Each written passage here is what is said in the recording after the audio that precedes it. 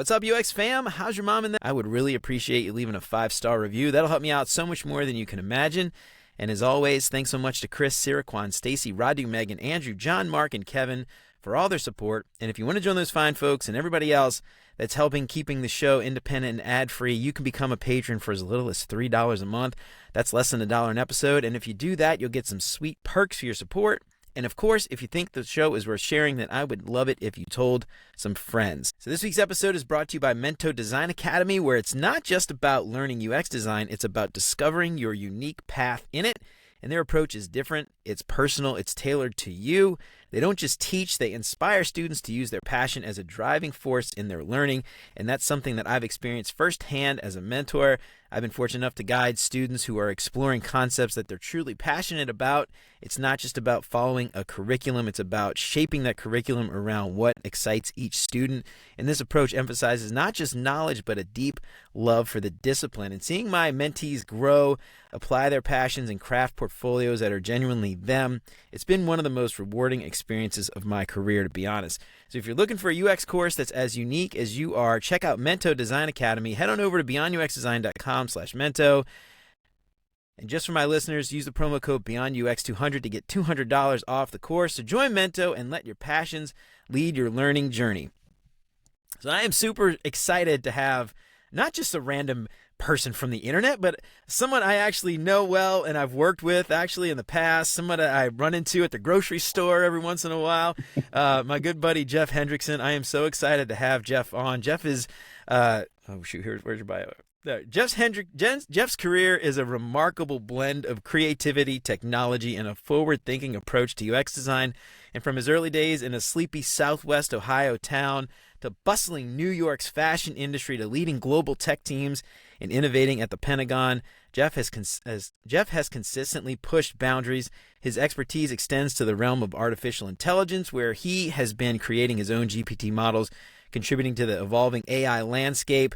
And this initiative also includes organizing events showcasing AI artists, with a particularly successful event in August of last year and an upcoming one in June of this year. Now residing in Cincinnati, Ohio, Jeff's multifaceted work continues as he writes, he coaches, he brings creative projects to life through his company Alchemy Entertainment Group, highlighting his commitment to blending art, technology, and user-centric design in new and unique ways. He's also the author of several books, including Unleashing the Power of UX Analytics, which is why we're going to talk to Jeff today. So Jeff, I am so excited to have you on the show. Finally, we've been talking about this for, I don't know how long, man, like year and a half or something. So I'm so excited to have you on, man. How's it going? Great to be here. Thank you for inviting me onto this. I know you've got a great listenership out there, and you're doing a great service. I mean, with the mentor thing that you're doing as well, you're doing a lot of fantastic stuff for this community out here. So thank you for doing that. I appreciate it, man. I appreciate it. And, I didn't mention your podcast in the show. We'll have to give yourself a little plug later, and so everybody can find your show too. Cool. But awesome. Yeah, so Jeff, we've been working together in the past, man. And I was always just really inspired by you and the work that you did. And you're an author as well. You've got a bunch of books. You recently just released this book. I'm really excited about talking about analytics and stuff like that. But before we talk about the book, tell us a little bit about you. You got such a fascinating story, man. Fashion industry to tech industry and all that stuff in between. So real quick, tell us about you before we jump into this book, and then tell everybody out there a little bit about your backstory, man. It's so fascinating. I'm a guy that is I've been characterized by one of my friends as the king of useless information. And then the next day I'm called a Renaissance man or a polymath. I don't know, man. The stuff is just in my head and I just do it. I mean, especially now, a little bit later in life, I do what makes me happy. I don't worry about if I have enough time to do it or not. I do what makes me happy. So yeah, grew up in Fairborn, Ohio, sleepy little town next to Wright-Patterson Air Force Base. Went to the big city, New York City, back in the 80s and studied fashion design and started my international career there. Had the great fortune of working with a lot of really fantastic people. And in my role, especially in the beginning where I worked in the textile industry, it was a lot of research and design. So I still do research and design today, right? As a UXer, that's what I do. But somehow or another, my career has always had a tech component to it. I mean, even before I went to FIT, I worked at Wright-Patterson Air Force Base as a clerk typist. Oh, But wow. but we got some Wang word processing systems, and these things were like cutting edge back then. And the base commander actually found out that I had put together a course to teach a lot of the admins how to use this system. He asked me to come and teach him.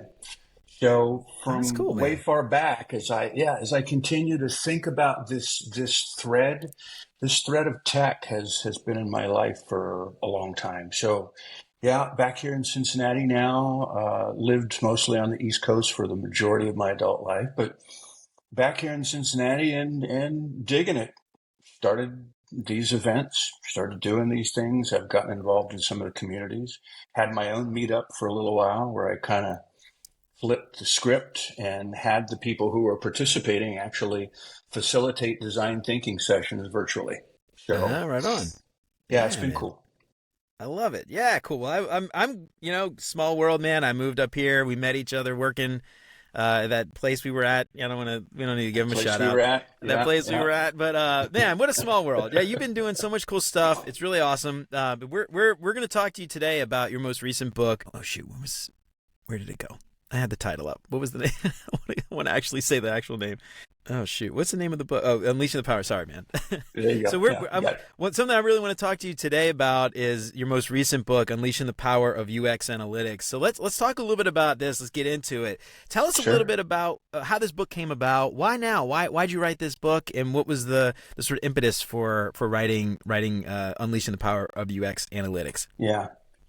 Pact Publishing actually came after me for this book. Apparently, Awesome, it man. had been something sitting on their shelf for a little while, and they're like, "All right, you can't find the right person to write this." And then all of a sudden, I get the call from them. But my goal for the whole thing was not to just focus solely on what analytics can do for you as an output. I wanted to show that as a portion of what UXers do, this grand macrocosm of everything that has to go on in order to make sure that the analytics work the right way in the first place. So it's not just Right. about UX analytics tools. It's about research. It's about the North Star statement.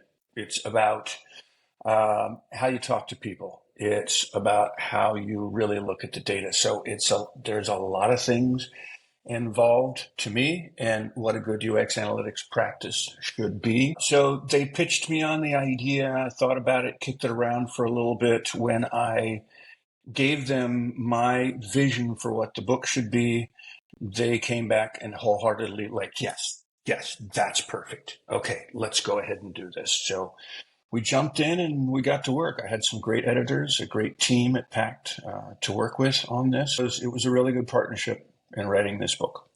Right on. That's awesome. Yeah, you mentioned a couple things in there that I really want to dig into. The first thing you mentioned, I think a lot of people would be like North Star. What the hell does North Star have to do with analytics? And I Yeah. think, Google Analytics has probably ruined this for most people, most teams. But when people think of analytics, they think we'll throw the software on there, it'll track all the stuff, and when we need it, we'll go Yeah. back and we'll look at it. I want to hear a little bit. You called out North Star specifically. I think this is really important. Talk a little bit about North Star and not just a North Star vision for features and roadmaps, but talk about North Star and why that's so important when you think about analytics. You have to know what you want. And if you Yeah. don't write the North Star statement the right way, you don't know it. Now, of course, before you get there, you have to be talking to users. You have to be talking to people who don't have what they need right now, which Mm-hmm. right is where our UX research comes from. When you and I work on a project together and you're the designer and I'm the researcher, I have to be able to come to you and say, this is what I've found. And all the Mm-hmm. research and all the digging, here's what I've found.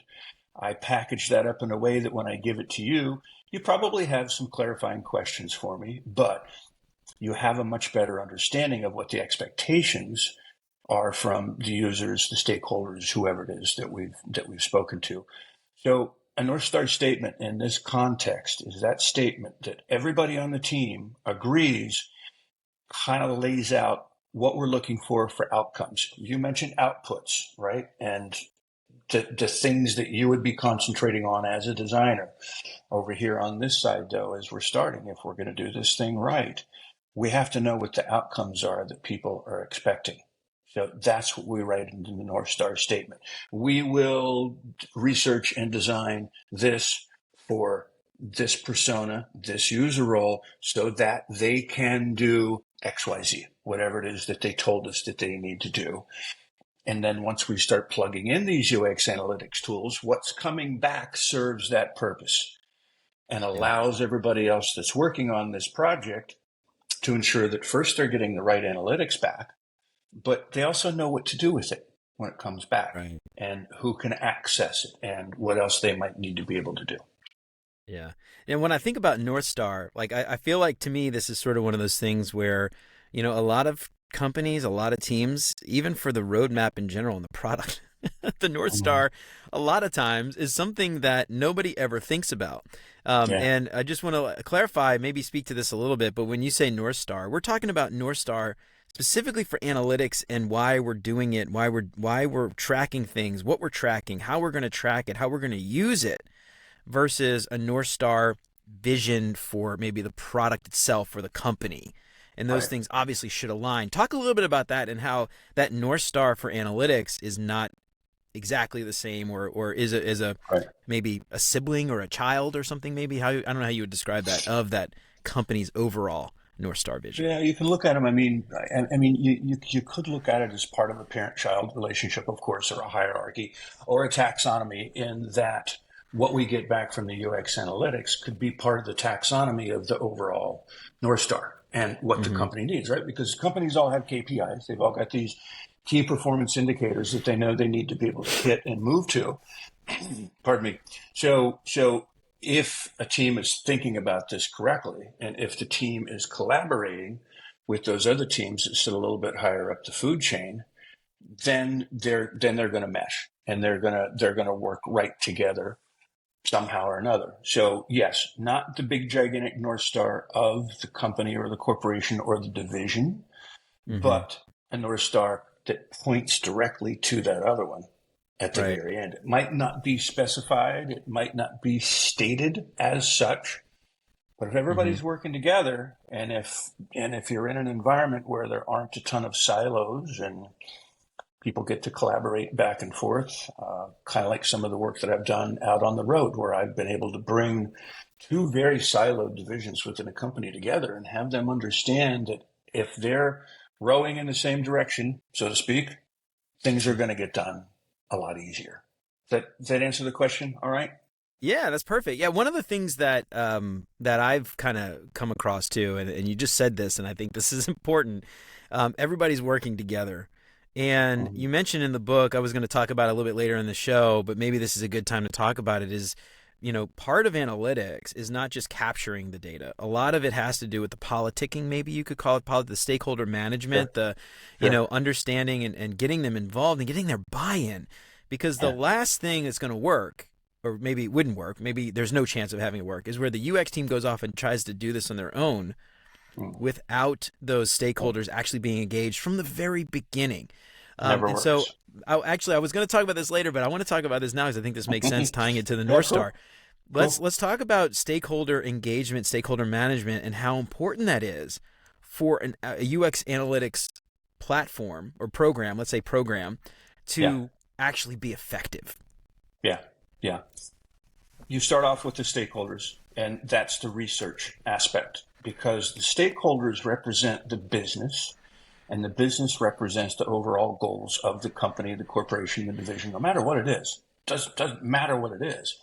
But those stakeholders are the people that you need to get business needs from first. So I always teach, and we always start off interviewing the stakeholders first. So we will interview as many as there are. In some big projects, there are several stakeholders, and some there are just one.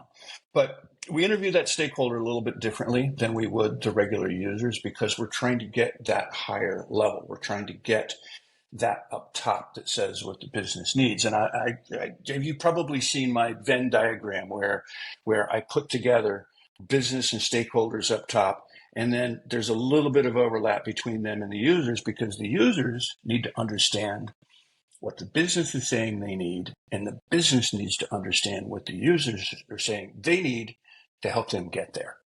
So the analytics works into that, where if you're doing the UX analytics and you've got a really good practice like that, they're all pointing directly to that nice little slice in the middle of that Venn diagram, where business understands what's going on down there and they understand what's going on up there.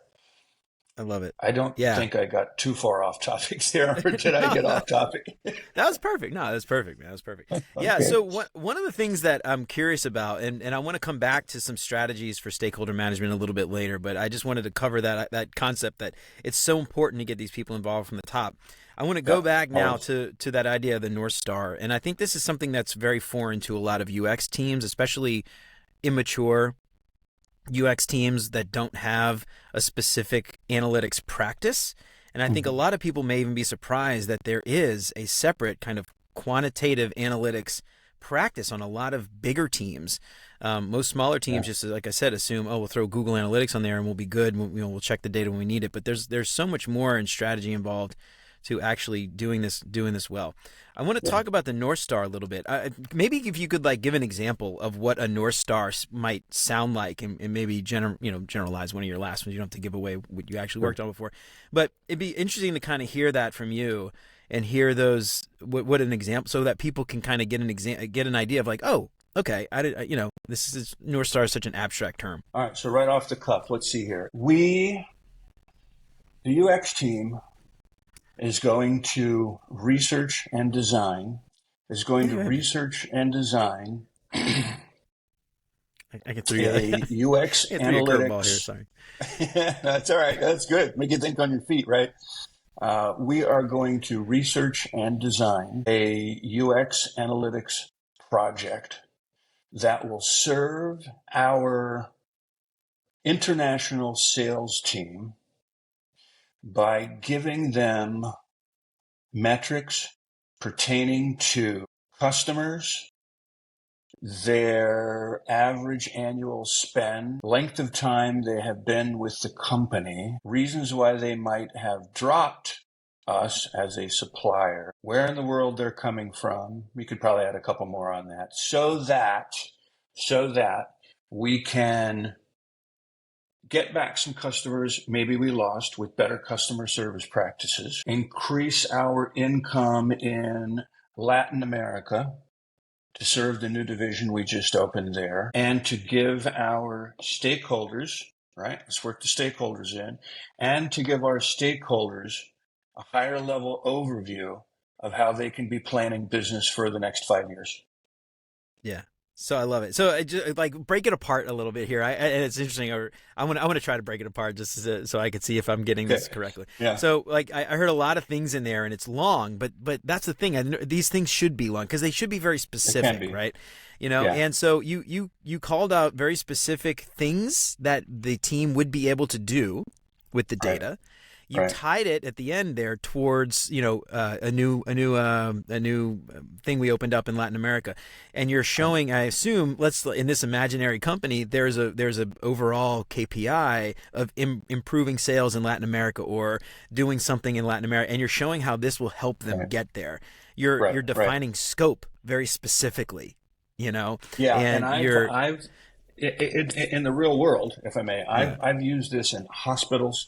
I've used this with law enforcement. Mm-hmm. The hospital is a really, really good example because we had metrics. We had overall user scores.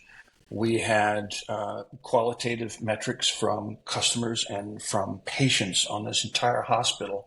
Chuck, who ran this hospital unit over here, had much higher scores than the others. Well, why? So we broke that all down. And when we had this all out on a wall in our design thinking session, we had a big chunk on one side of the wall and we had a smaller chunk on the other side of the wall, which was Chuck. So when the VPs all came in, when the stakeholders all came in, they said, well, all right, what's that over there?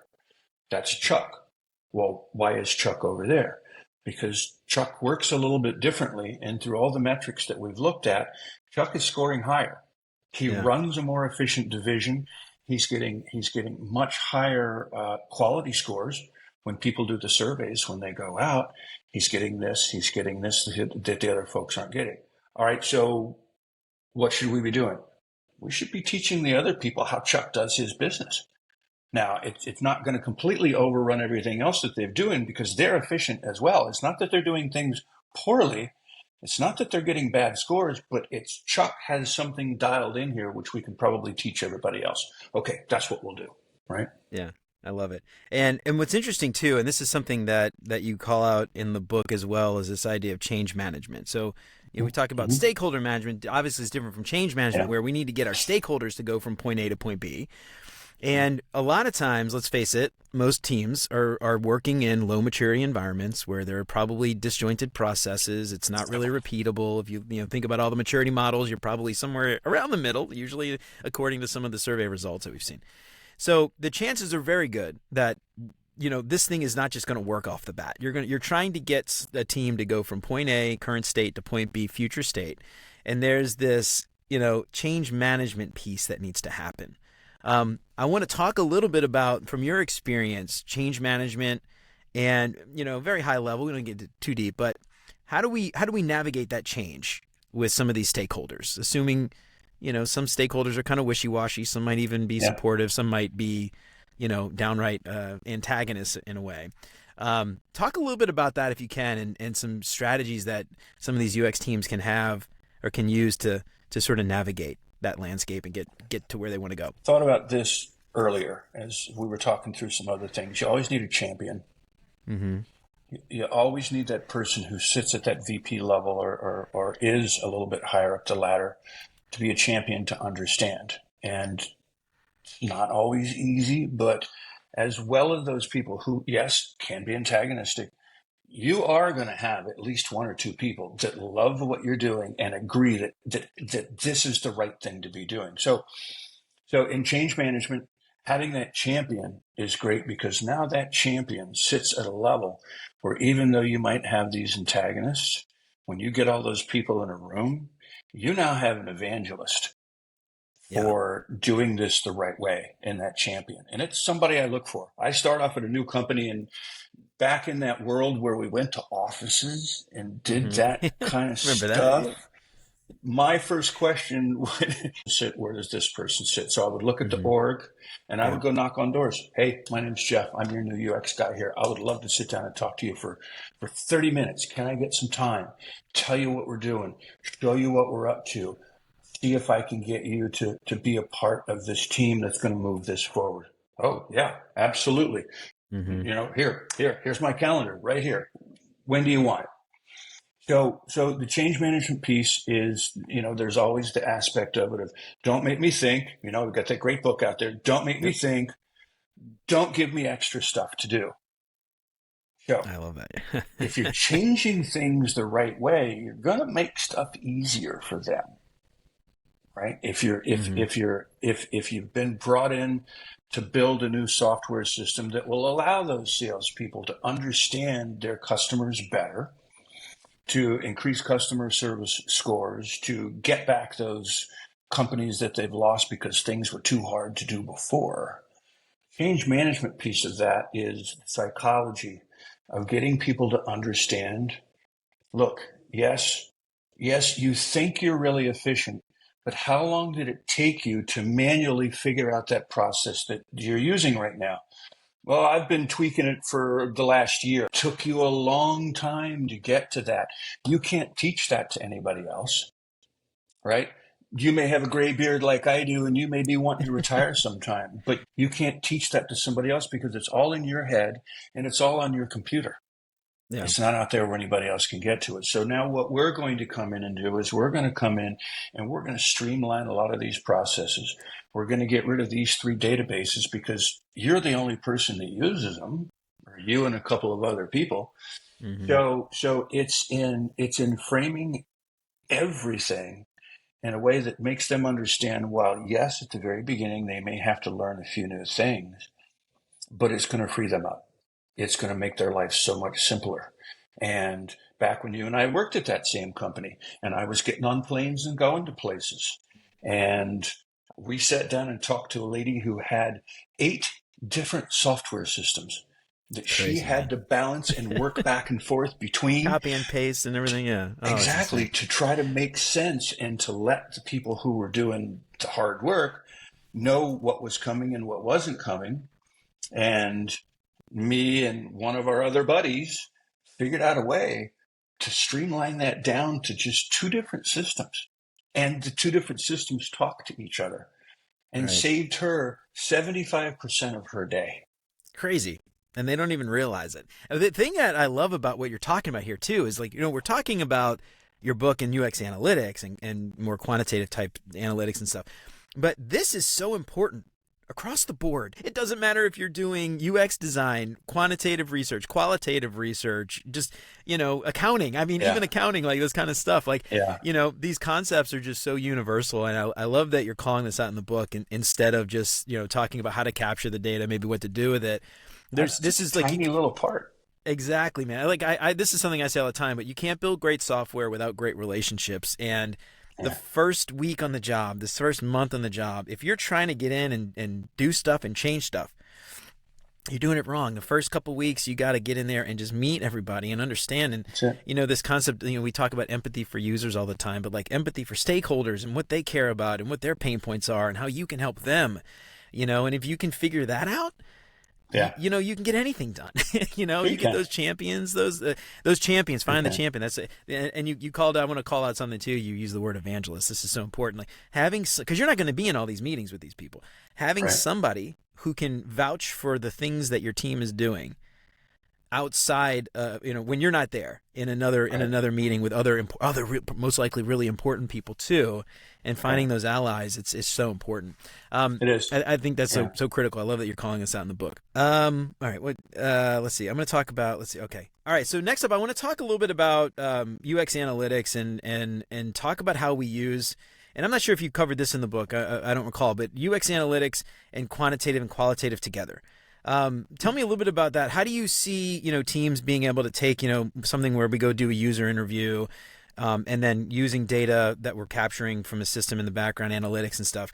How do we use those two things together to actually drive change? Let's imagine a scenario. We're looking at all the quant, and we know that we have 1,000 users that hit our system every 30 minutes. We've got an average of 1,000 people on our system, in our system, buying our stuff, doing what they need to do. The only thing we know about that quant, the only thing we know about that data, the only thing we know about those customers is that there are 1,000 of them. Every 30 minutes, we can count approximately 1,000 people in our system. What we don't know is if they're having a good time. Why? They're, Right? exactly, yeah. We don't know how many times they had to back out of a system because they couldn't figure it out. Mm-hmm. We don't know how long it's actually taking them to get done what they need to get done. Mm-hmm. So that's where the qual comes in. That's where we're asking a different set of questions that back up that quant. Because if you see that you've got 1,000 people in there every 30 minutes, 650 of those people could be stuck. They could still have it open, but they're trying to figure out how to get to it, or they're on the phone with their CSR, their customer service rep. They're on the phone. Hey, I'm trying to order this new stuff that you guys said you had, but I can't do this. I can't do this. I can't do this. That's your qual right there. You're not capturing it with the fact that you're counting the clicks or you're doing anything else like that, or you know that you got all those people in there. So those two stories have to be put together. And that's a really big thing. I go back to this hospital thing again, but it was a huge thing in the hospital. How many meds did we disperse this morning on this morning shift? How many meds did we? How many did we miss? Okay, well, why might we have missed that? Well, it's because this is Ontario, Canada, and we do have snowstorms, and 6 of our nurses in that ward couldn't make it in because their cars were stuck. So you never have the whole picture if all you have is quant. You never have the whole picture if all you have is qual. You need to be able to marry those two together. You need to be able to think of scenarios just like I'm talking about, and think about these scenarios in terms of, yeah, we got all these numbers, but what do these numbers actually mean for us? Are they good? Are they bad? Are they trending up? Are they trending down? Is trending up really good, or is that really bad? Right? Like Right, yeah. people bailing. Yeah. Bailing after 30 seconds and not doing what they do. If that trend goes up, man, that's bad. You don't have things working the right way. So yes, you can create the right kind of a story if you have both. You're only looking at part of the picture if all you're looking at is one piece of that. Absolutely. I love it. So here's the thing I want to talk about next is taking that data. You mentioned telling a story. I want to talk about using the data to drive decision making, because the whole point of this obviously is to capture data so that we can make a decision. You mentioned this in your North Star too. So I want to talk a little bit about some tips, techniques, or tricks effectively using that data to actually drive decisions. Okay. All right. So let's work together on this. You give me a scenario. You're now the stakeholder. You now represent business. You give me a tight little scennario, and we'll walk through that. I'm putting you on the spot. Now you're putting me on the spot. Exactly. All right. Let's see. Okay. Let's use your example of South America. So we just opened this office in South America, and we are not getting the sales that we expected to get. How can we improve our numbers in our new office or our new region in South America? How's that? Is that good? That's good. Okay. So what's your goal? What's the revenue goal for South America? I'm throwing this random number out there. 10 million. 10 million this year, all right. I guess. Is that low? That might be low. What are you at right now? I am currently at first quarter Q1. Let's see. So 10 million for the year. And let's do this right. We have KPIs. We want to hit 10 million each year. Our KPI each quarter should be 2.5 million. So we are trending low for it's almost the end of the quarter, and we are at 1.75 million. 1.75. Okay. And we need to be at 2.5. Okay. And how many salespeople do you have covering that region? Oh gosh. I don't know anything about sales. We have You're making 20? this up. Hey, we're 20. We're teaching right here. We're teaching a process right here on the spot. I love it. This is perfect. All right. I love this. We have 20 salespeopeople. Okay. Is that a lot? I don't even know. Is that 20 salespeople? Are any of them actually located in South America? Good question. Half. We've got the other half in our headquarters in Cincinnati. In Cincinnati. Okay, so half of them are sitting here in Cincinnati. You got half. So you've got road warriors down there in South America. You got people who are putting boots to the ground and they can actually get out into these companies, right? Yep. Okay. Do any of the people in South America work in collaboration with people back at home in Cincinnati? Like, are they paired up as teams? Or tell me how that works. Oh, God. Okay. So let's say we expect them to collaborate. Okay. So we have asked them to collaborate. We're getting into like some sociology, psychology stuff here, I guess. But this is the good the qual stuff. So we expect them to collaborate. We've partnered. Yeah, we've partnered. We've have them in groups. Let's say partnered to 1-to-1. How's that? Okay. Yeah, that's good. I don't know if that's efficient or not. I have no idea. I remember reading when we were going to open up to South America market. What I don't remember is if we have storefronts that people walk into. We're more B2B. So we are actually doing we're selling to companies. Right, so we're more like warehousing. Yeah. Okay. I do remember that now. Okay.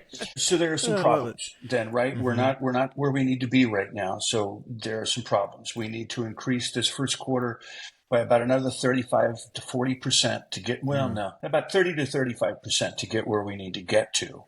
So we need to determine where the problems are. So what I would suggest that we do first is we start talking to all those people in South America.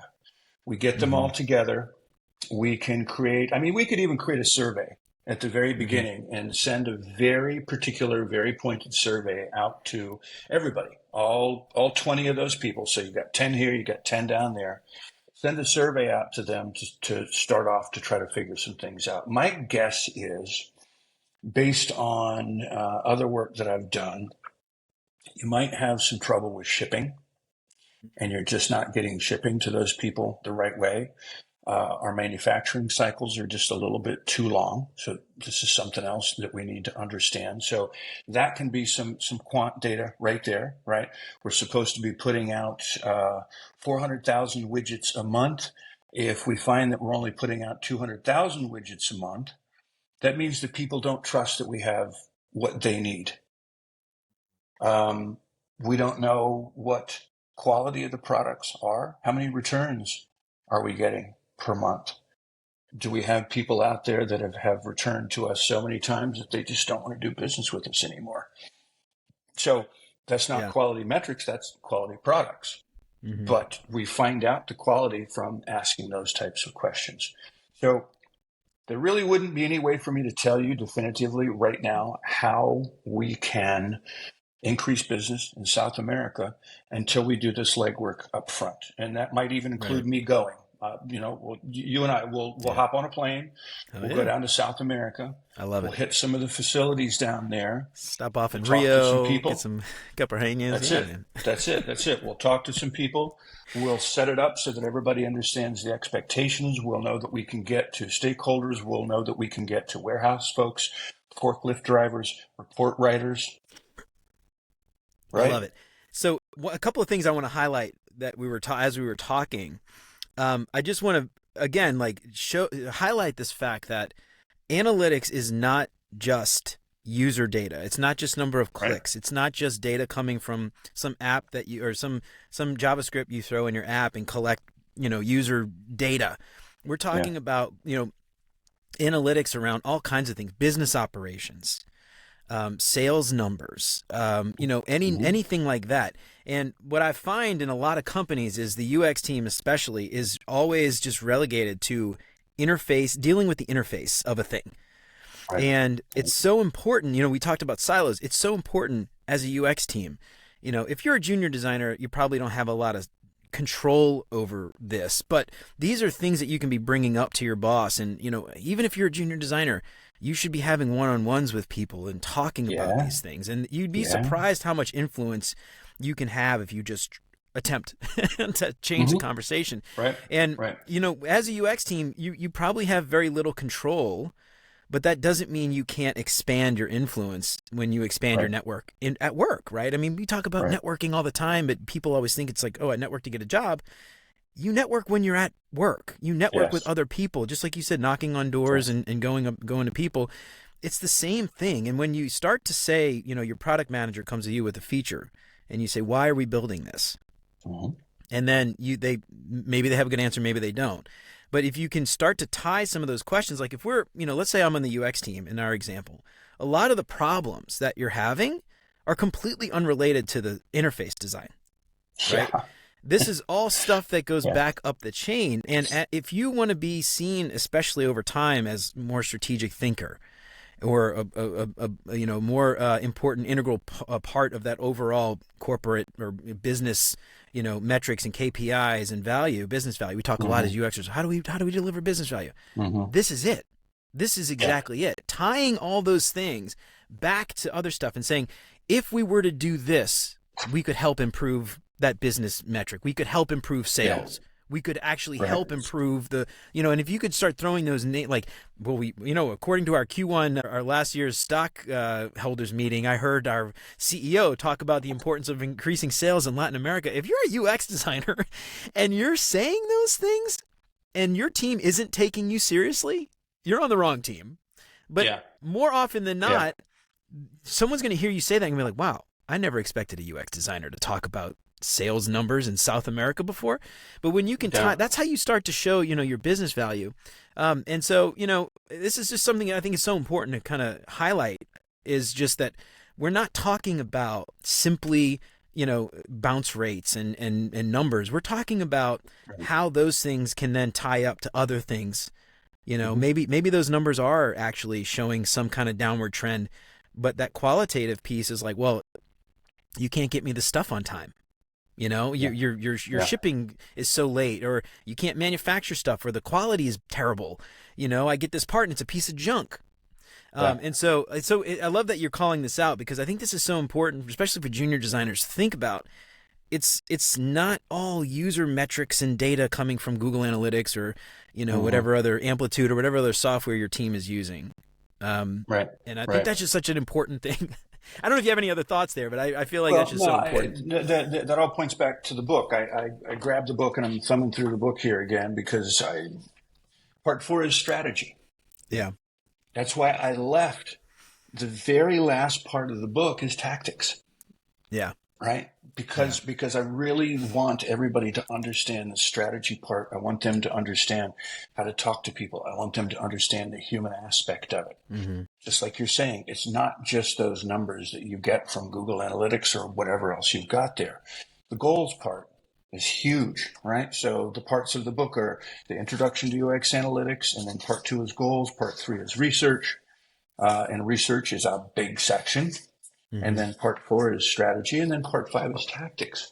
So if you think about it like that, if you think about those 5 parts as the 5 key building blocks of a great UX analytics practice, then you got it. Yeah. Then you got it. It's just Exactly. like looking at quant and qual as being those things that need to come together to tell you the right story. We talked about story a while ago. It comes back to story. Absolutely. Yeah, and it's so important to understand too, and I love that you put that last, because the tactics are irrelevant if you're not doing the right stuff for the right reason and helping the right people in the first place. You could do Bingo. you could do this, Bingo. you could hit the ground running and do a million things. It's not going to matter if none of that other stuff was done. The next thing I want to talk about though is socializing the results. So you get all this data. Yeah. You got all this information, as a UX team, or hopefully you're working with your product team as well to help kind of shape these things. But what do you do with the data? Once you get it, how do you actually make change with it? Right. If you follow the Silicon Valley product group, you're working in 3-legged stools. Mm-hmm. And a 3-legged stool in this day and age is always a UXer, an engineer, and a product person. Mm-hmm. So that's your 3-legged stool. That's your tightest bit of collaboration on a team right now. Now, it's possible that you don't work that way, and that's okay. That's okay. Just remember, though, that your engineers are super important. They think a very different way than you do as a UXer, but they're very, very important to you, as are the product people, your product managers, or whoever else you're working with. So I completely lost what we were talking about there. I got so involved in everything else. Socializing the data to make change. Thank you. Yeah. There we go. All right. Back on track, Jeff. Come on, Jeff. Stay focused, man. Stay focused. Action. So socializing all that is all about doing a readout at the very end. And your readout isn't complete. It's not the best readout unless it's you and a product person and an engineer. If you're a designer, maybe it's the researcher that helped feed you that. But yes, socializing all this, you're going and you're taking to them what you're finding. Here's what we're finding. Here in qualitative data, here's what we're finding. In quantitative data, here's what we're finding. So here's the story that we've written to help explain this all to you. People love stories, right? People love narrative, especially if you tend to be an animated speaker. Not like me. I'm not an animated speaker, so don't take your cue from me. No, you have to be able to put it in terms that people understand, right? So you're going to pull the technical jargon out. You're going to talk to people in language that they can understand, and you're going to make it compelling. But you're also going to make it known that it's not biased. Mm-hmm. Bias can come up, and I talk about it in the book. Bias can come up. Absolutely. When you're doing your research, if you're leading people into answers that you want them to hear, and sometimes this can get flipped in companies where a product team has already determined we're going to do this, no matter what, we're going to do this. Yeah, but the research shows that that's probably not the best way to go because of XYZ 1, 2, 3, whatever it happens to be. Well, no, but this is what we were told that we have to build. Okay, you can, but your user acceptance is going to be 15% if you even get that. Mm-hmm. And you need 45% user acceptance. If we just tweak a little bit, if we just step back and reset a tiny little bit, we can make these couple of changes, and you'll get to where you need to be, and you'll please the majority of the people that you need to. I love it. Yeah, So and yes. these are awesome, amazing, incredible insights. Back in episode, I think it was 58, if I'm not mistaken, I talked with Dr. Ari Zelmanow about his ideas for like turning your research team into a newsroom. And that was like really cool. So if you're listening, check that Uh-huh. episode out, because that was awesome insights about how to like just constantly share. Like, and this is Cool. kind of what you're talking about. It's like it's not Cool. done. You just said this, right? Like you don't wait until it's done, because you know it's never You done. don't. If you found stuff, you share stuff. You found stuff, you share stuff, and you make sure you're Talking. socializing this stuff. And if you don't do that, and you just work in a corner, you work in your little hole, and you never talk to anybody and let them know what you're doing, they're gonna think you're doing nothing. That's death. Yeah, exactly. They That's are gonna death. think you're So doing nothing. So pop out something I on love that. Slack, pop out something on Teams, send an email to a bunch of people. No matter what your org structure looks like, send it out. And some people, I think some people are actually afraid of seeming like they're flooding people with information, like sharing Yeah. too much. You know what? You can cut that stuff down to some little bite-sized chunks, but yes, you need to keep showing what's going on over here, so that when you show somebody the very end, if you're doing a big readout at the very end, there are no Mm-hmm. surprises at that point in time. Yeah. People already know exactly the direction Exactly. you've had to go in. Oh my People God. already Yeah. know the hoops you had to jump through. People already know that in 2 months it was impossible to get this stakeholder back on another call. You Yep. got access to the stakeholder one time, and that was Mm-hmm. it. Yeah. But you filled that in with some line managers, with some users, with some report writers, with a bunch of other people who were integral to getting Yeah. that work done. You filled in with them instead because you had to. Absolutely. Now you just said something too. I just want to like call this out. You should not be going into these meetings without everyone already, or at least let's say most of the people in the room, knowing what's coming already.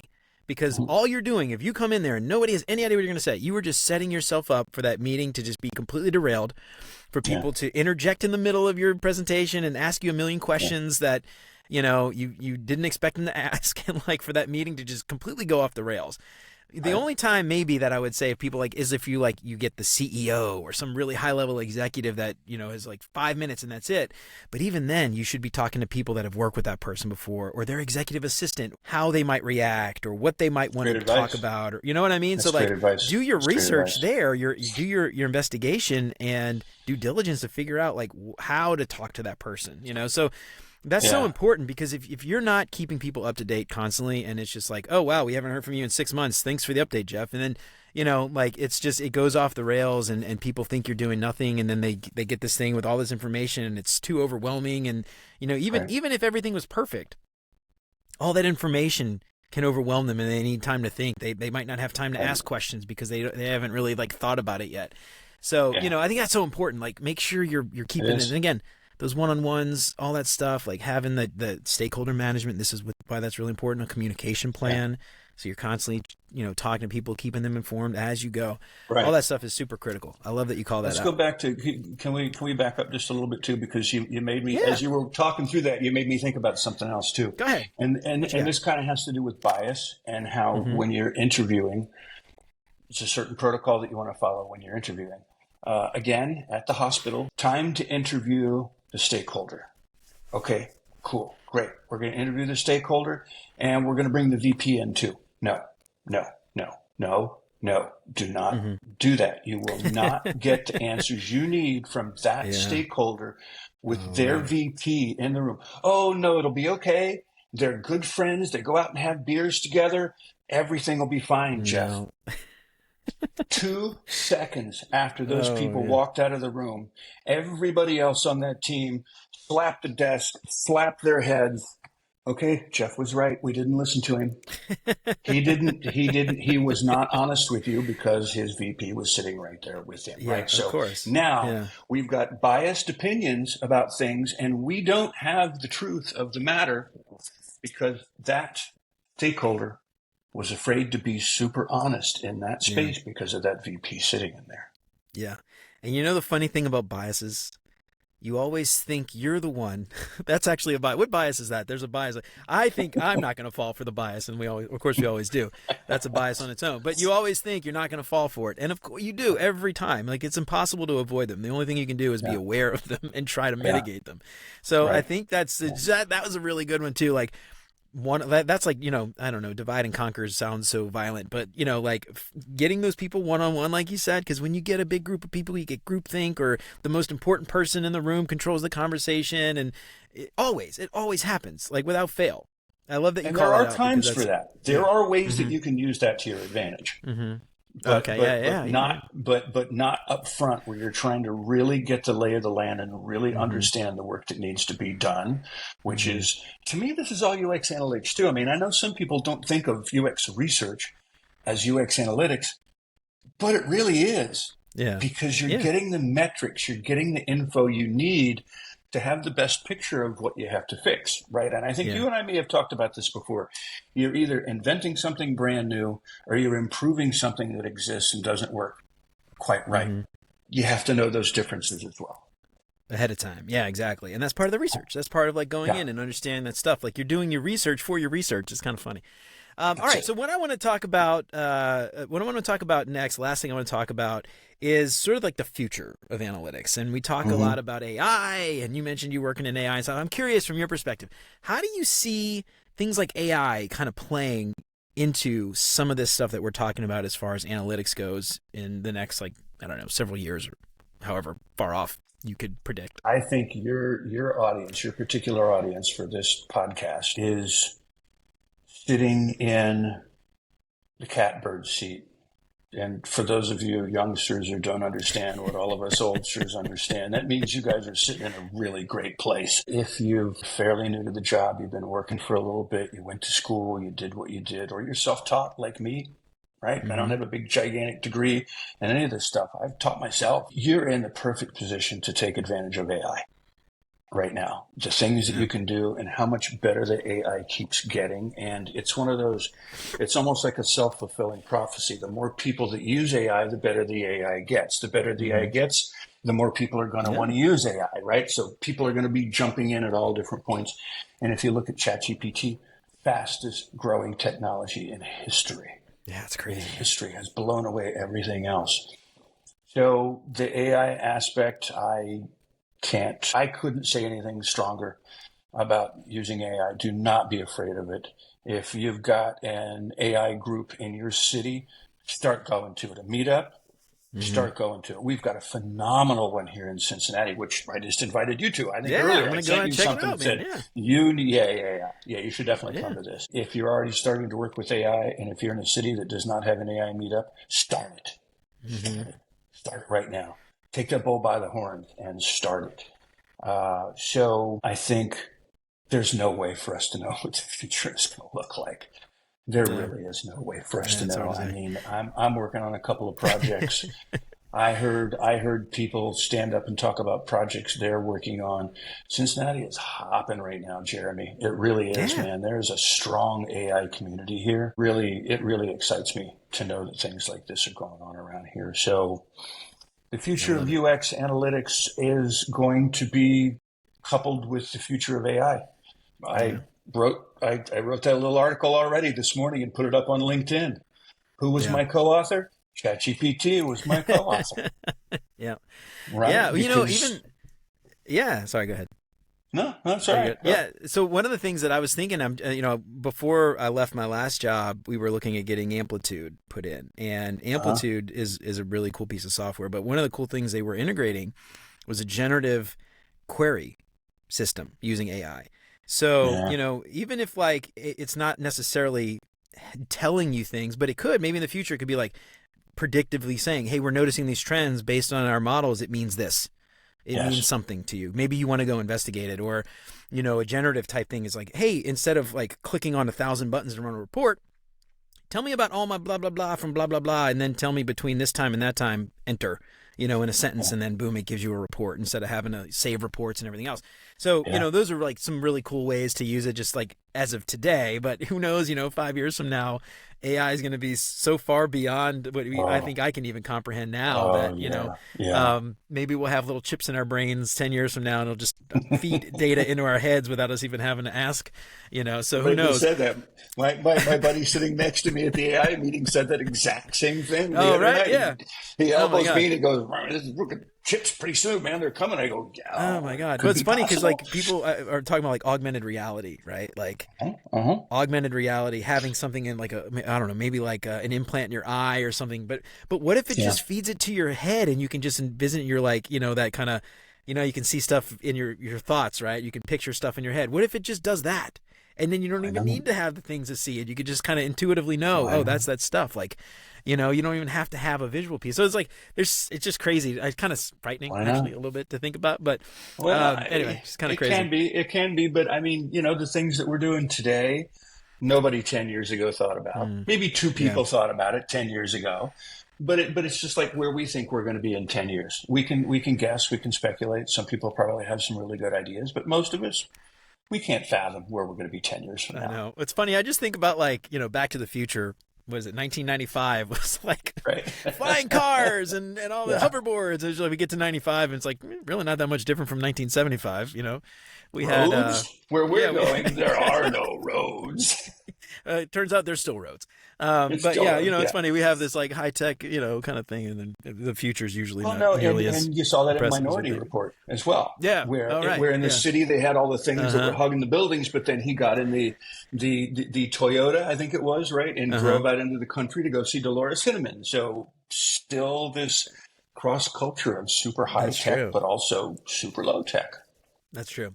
Oh, I forgot to ask you this before. I'm gonna swap this out and put this before the question about the future stuff. But one of the things I want to understand a little bit is just tools in general. You talked about tactics. We're saving this to the end. You save yours to the end. We're talking about at the end. Tactics and stuff. Tools specifically. Are there any tools that you recommend for anybody out there who is not super familiar with all the stuff we're talking about? Different tools, aside from obviously Google Analytics is the first one I think most people think of. But what tools do you like that help you every day when it comes to this idea of analytics? I think Hotjar is probably one of the best ones, and what you can do, what it can give you. Crazy Egg does pretty good, and these are the ones I mentioned in the book. I myself don't use those a lot. I have colleagues that do, and other people on our team tend to focus on those types of things. So I don't use those a lot. I know about them. I know how to use them. I know what I can get from them, and I like what I can get from them because of what you actually need to try to figure out to make sure that the tactics are the right tactics to do. So I honestly don't have strong recommendations for any of those over anything else. It's always a good idea to do your own due diligence, right? Plug into these things, get on the internet, start doing some research, find out, because you have to figure out what's going to work best for your company and your team and your budget. Everything comes down to budget too at some point in time. So again, like Jeremy, like you were saying a few minutes ago about, wow, who would have ever expected a UX person to talk about this kind of stuff? If you want to be a really well-rounded UXer, who's just starting to come up, if you want to be a principal, if you want to be an architect a little bit later on, which we had some great architects that we worked with at that big company that we worked with, right? We had some great, we had some great people there. Indeed. But they were good because they were very well-rounded, and they understood a lot of disciplines that go into this thing that we call UX, and a lot of people go make it pretty. Right. Well, that's not what we do in UX. Yeah. So, I don't have any really strong recommendations on tools. Honestly, just take a look at what's out there, figure out what's going to work best for you in your situations. Now, you called something out, and or you said something. I want to call it out. You said, I don't use these tools, but my partners do. Right, the colleagues do, and this is, I think, really important you mentioned something like go make it pretty. A lot of times what happens is they'll say, product managers will go and say, design this interface for me, make it pretty. Or they might say, go run that report and tell me what it means. But if you're working with these people well in advance and you've got that North Star and you're planning it and they understand how to run reports, and then those people go and look it up for themselves, right? And so when they understand how that data will help them make the decisions they need to make and tie back to those business KPIs, that product team has access to Hotjar or Amplitude, and they can go and decide, like looking at the data themselves and say, we have this decision we need to make. What is this data telling us? And if they know how to do it and they've been trained on that software, they don't have to ask the UX team every time they want to make a decision. And so if anything, you've made your job easier, right? Easier, exactly. So I think that I just want to call that out. You said it, but I think that's such an important thing to highlight, that if you're doing this right, it makes everyone's job easier, including yours. Sure it does. Yeah, and remember too, as you're stepping through the career, like me at this point in my career, I've been around 25 years. I've worked all over the world. I've worked in Washington, D.C. I've worked in New York City for the very first business intelligence company. So at my level right now, I don't have to be the guy that's in those tools getting stuff out. Somebody else does that, and they compile it and they put it together. And as a team, we all get together. They do the readouts. Okay, here's what Hotjar is telling us right now. Here's what this is telling us. All right, well, what do you think that means? Well, if we look at this over here too, it means we probably have to make some decisions about this database or this workflow that we've got here right now. So now at that point in time, with these people coming to me and giving me these readings, it's my job now to figure out what we do, how we shift the process if we need to, how we talk to the stakeholders to make sure that they understand what needs to be done, how we bring some VPs in, how we talk to the CIO if the CIO is involved in that, or the CTO. So as we're working through these levels, people will do different things. They'll have different responsibilities. They'll have different roles. They are different personas. Yep. So at this point in my career, I'm more like a stakeholder persona than I am anything else. But I direct a lot of traffic.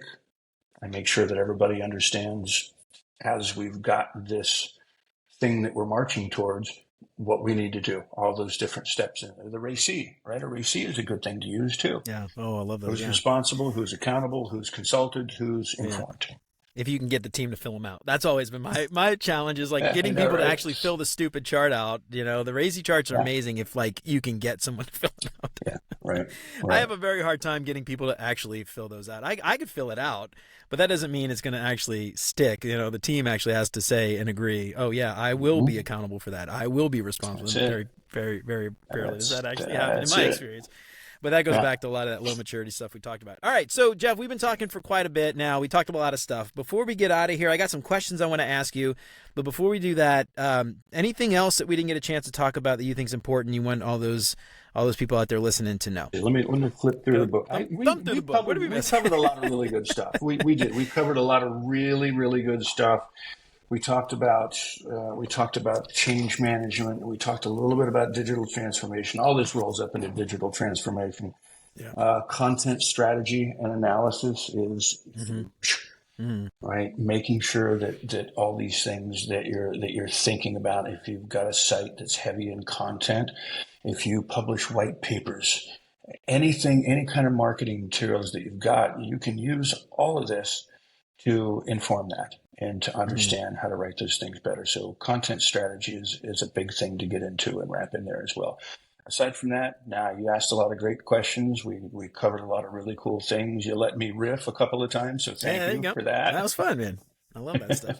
I just interviewed Yadi Arroyo like not long ago. We talked about improv and stuff and how important improv is for UX design. Yes. And I was kind of thinking about that a little bit. We're playing yes and going back and forth. I love that stuff. So Jeff, real quick, tell us all about you or your book. Where can everybody find you? Tell us. Oh, let me start. So before we get into those questions, Jeff, tell everybody out there listening, where can they find you? Where can they find your book? Give yourself some plugs. Well, you can find me on LinkedIn, of course. The book, as Jeremy mentioned, is entitled Unleashing the Power of UX Analytics Proven techniques and strategies for uncovering user insights to deliver a delightful user experience. Yes, that is a very long subtitle, but it tells what it is. That's what that subtitles is are for. on Amazon, and it's a pretty quick read. It's not a huge book, but I think it's got the right kind of stuff in it, and the feedback that I've been getting is that it's kind of on point. So that's where you can find it. Me on LinkedIn. I've got several Instagram accounts. If you live in Cincinnati and if you're interested in what we're doing for the AI event, that's an event called Cocktails and Creatives, and we'll start selling tickets for that in about another 2-3 months. We're in the planning stages right now, but you can look for Cocktails and Creatives on Instagram to keep up with it.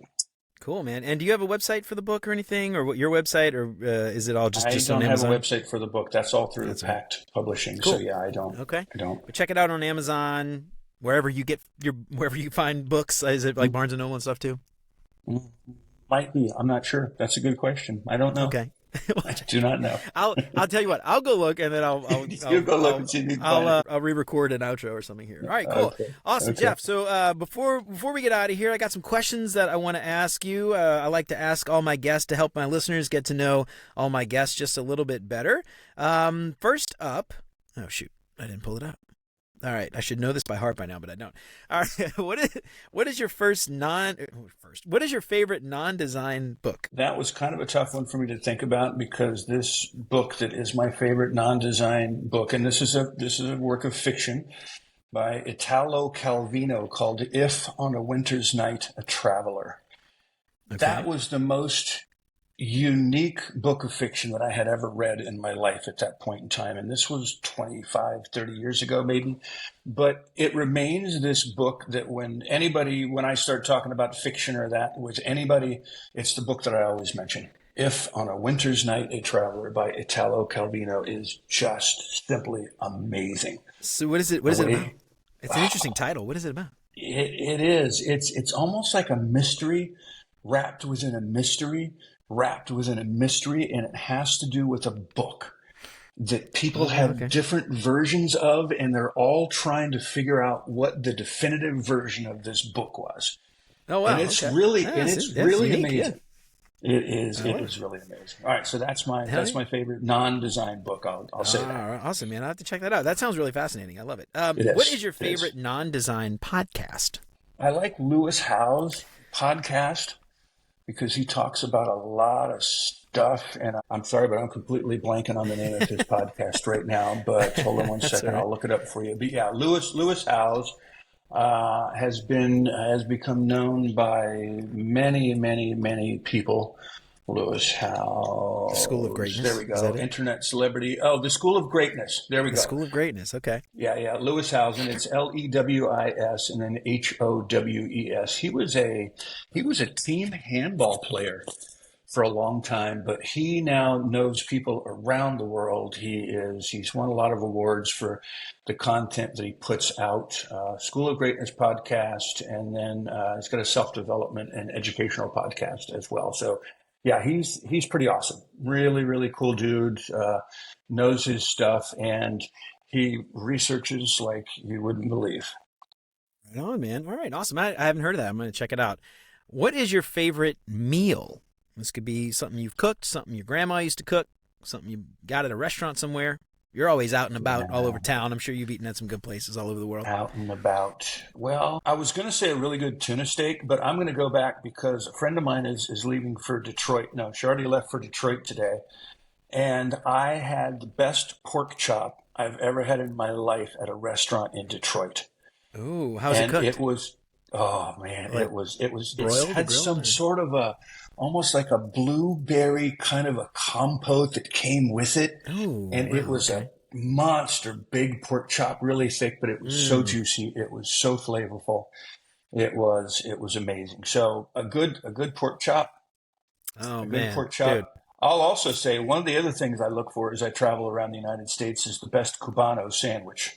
Oh, I love a good Cuban sandwich. Any place I go, I look for a restaurant that has a Cubano, and I go and I try out their Cubano sandwiches. So man. Different versions of it throughout the United States, and I've traveled to a lot of places. I've Yeah. had some really good ones. I don't have an absolute favorite yet, Oh, okay.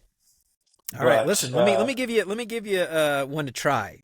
If you ever go down to okay. New Orleans, down in New Yeah. Orleans, my buddy actually, it's crazy because I used to go there all the time, and then we bought a house in Algiers Point, and turns out he was our neighbor. His name's Eric. He owns Killer Po' Boys. They got two locations, one Oh in boy. Aaron Rose, a little bar, and they got one that's just like a standalone shop.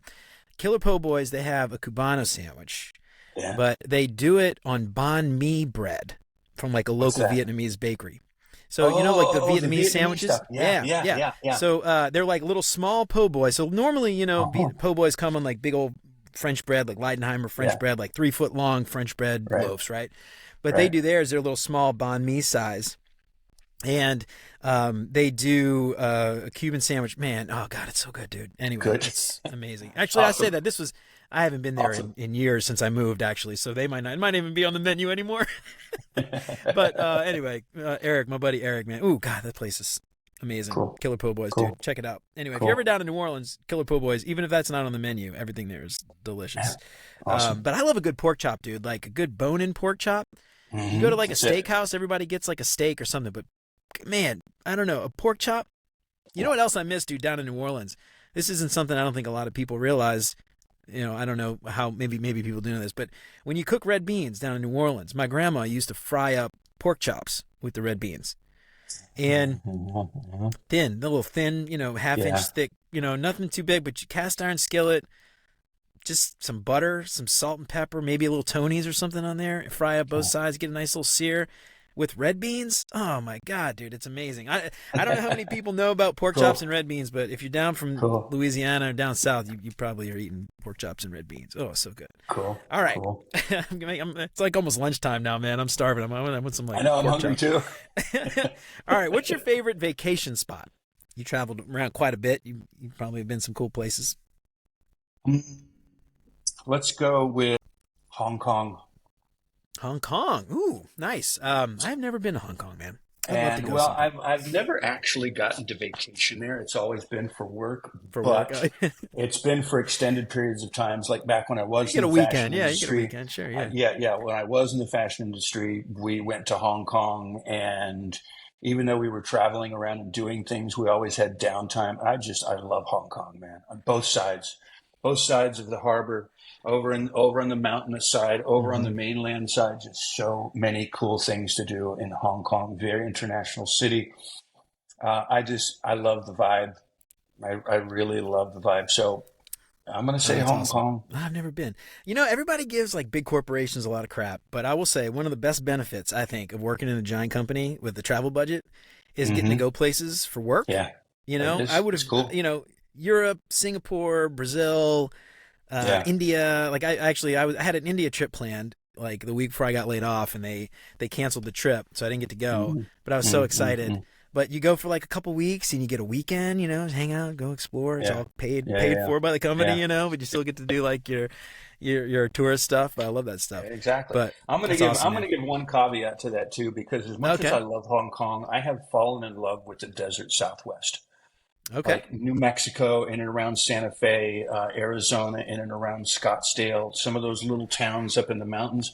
Man, Oh, desert so pretty up there. Southwest has really captured my imagination lately. So I've taken a few trips out there in the last few years, and I'll be That's going out awesome. again. I don't know, sometime probably in the next 6 to 8 months. I want to take a trip back out again. So desert Southwest, yes, Yeah, absolutely. dude. Americans, we always want to go abroad, like Someplace Europe else, yeah. or South America or Asia or something. But there's so many places in the There are, United States to go there visit are. and go, see.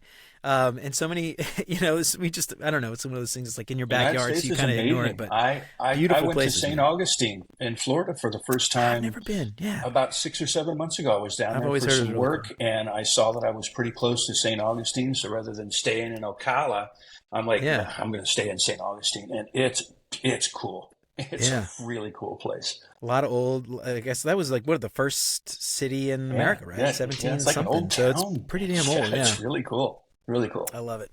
All right, what's your favorite design tool that is not Figma? Oh, I hate Figma. I tell my team that every single day. Well, Figma is, and on Teams they'll be talking about some stuff, and I'll just pop in there. I hate Figma, and everybody starts laughing. Yeah, I hate Figma. Favorite design tool, man. Right now, for me, it's Midjourney. Oh, So we're Midjourney, cool, drifting man. back over into AI again. Yeah. I'm using Midjourney to create covers for my books. Oh, cool. This competition thing that we do at Cocktails and Creatives is all about AI, and most of those people use Midjourney. I'm finding a lot of things that I can do with it. I can pop ideas in there. I can write stuff up in ChatGPT and put it in. But being a visual artist like I am, it's what I tend to do most things with right now. If I'm doing anything visual, I go into Midjourney, man. That's what I use. I haven't really played around with Midjourney only because Discord is like super confusing for me. I can't get into Discord. You gotta get it set up the right way. I know. I use Dolly, and Dolly is, I don't know, junk in my opinion. And stuff like the results I get from Dolly are usually not usable. I know people using Dolly that are creating some phenomenal things, but I can't figure Dolly out either. I really can't. Yeah, I always just get like super inconsistent stuff, and it like I'm working on this book. And well, I guess when this comes out, it'll be done already. But you got a book coming out too. Yeah, man. Yeah. And I was trying to create like illustrations for the book, but like I couldn't get them consistent. And I was like, if I had money, I would pay somebody to do it. But I don't have any damn money. That's a problem. Yeah. Well, I can probably give you some hints on that. All right. Yeah, let's you and I hook up. Let's you and I hang out. I'll show you some things, Jeremy. Let's do it. I'll show you the awful crap that Dolly was giving me. And anyway. All right. Cool. All right, Jeff. Well, this has been a lot of fun, man. Thank you so much. Before we get out of here, one more time, tell us about where we can find you and all that stuff real quick. One more time. Okay. LinkedIn, just Jeff Hendrickson. I'm on there. Look for me. You'll see my picture. It looks kind of like what I look like right now. You'll see that. The book, one more time, Unleashing the Power of UX Analytics on Amazon. And if you want to follow me on Instagram, you can follow the Cocktails and Creatives, or Jeff, Jeff Hendrickson, Hendrickson is where I'm starting to put up stuff about other books that I'm writing too, because I do also write a series of stuff. Are you still self-improvement books. Are you still doing podcasts? Are you still doing the podcast? I haven't done one in a while, but it looks like it might take a little bit of a pivot. Me and another guy are talking about doing a different kind of a podcast. Sweet, man. So might start that, but you're like the fourth person that's asked me in the last week what happened to the podcast. Yeah, I know. I need to get going on the podcast again. Yeah, well, it's cool. You actually, you give your podcast a plug. Let everybody know out there they might be interested in it. Yeah. Yeah. Sage Warrior Gentleman podcast. Everywhere. You can find it everywhere, just like you can find Jeremy's everywhere. Sage Warrior Gentleman podcast. A little bit different way that I do it, because I do have questions that I ask people, and it tends to be older folks who can be mentors to younger folks, just like your mentor thing. That's what my Sage Warrior Gentleman podcast is pretty much all about, is I'm asking people who have been out there in the world for a long time some really specific questions, but it's all very conversational. Yeah, so that somebody else can come in and they can listen to Paul's answers on this thing, they can listen to John's, they can listen to Mary's, and they can compare and contrast the answers that people give to learn some cool lessons. It's great. So, I love thanks. it. Yeah, thanks for asking me. I think I've gone through like your entire catalog in there, actually. I've listened to all of them. Cool. Thank you. Cool. All right, Jeff. Well, thanks so much for coming on, man. I really appreciate it. I think a lot of people out there that are kind of have this sort of like the wrong impression about analytics. I think this episode is going to help them out quite a bit to understand how important strategy is, how important the stakeholder management is, how important all that is before you ever start thinking about tactics. And I'm really excited to share this with everybody out there. Listen, I hope you guys got something out of it. So yeah, awesome. Thanks for asking me to be on. I really appreciate it. Absolutely, man. Well, thanks for writing an amazing book. Thank you. Thank you for that. Cool. Okay. Thanks, Jeff. Yeah, you're welcome.